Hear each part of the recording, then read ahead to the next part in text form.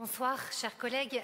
Depuis 1 an et 2 jours, et effectivement très exactement, un arrêté municipal a interdit la circulation donc des vélos, trottinettes et autres skates qui doivent marcher à côté de leurs engins dans plusieurs zones du centre-ville. Ça a été rappelé à l'instant.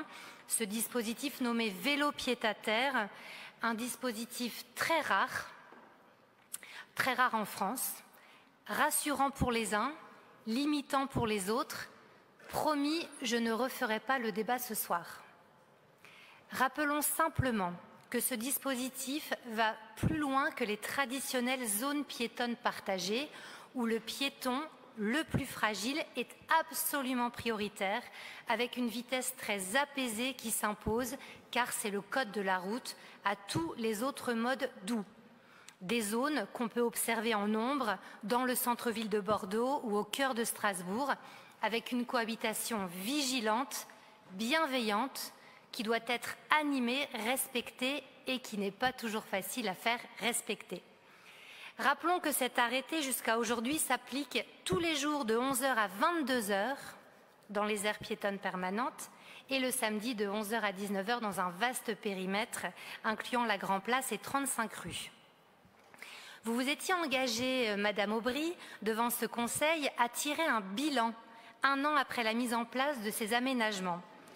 Et donc, très simplement, je viens aux nouvelles.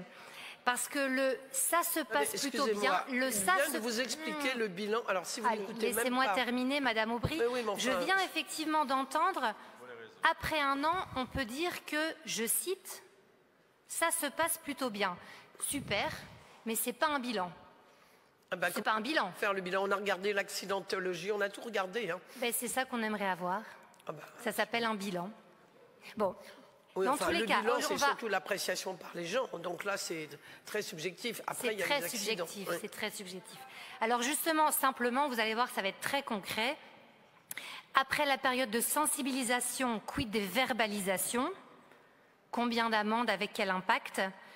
Deuxièmement, l'affichage est-il correctement en place partout? Il y avait des problématiques de compréhension de la règle et d'affichage. Et est-ce que vous envisagez des ajustements sur l'inclusion de nouvelles artères ou au contraire la réouverture de certains axes qui pourraient poser problème?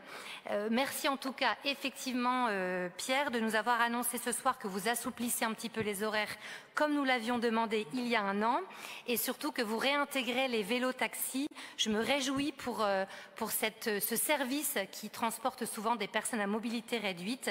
Merci de les réinclure dans le périmètre. Et donc voilà, on attend un petit peu plus de précision que ça se passe plutôt bien. Merci beaucoup.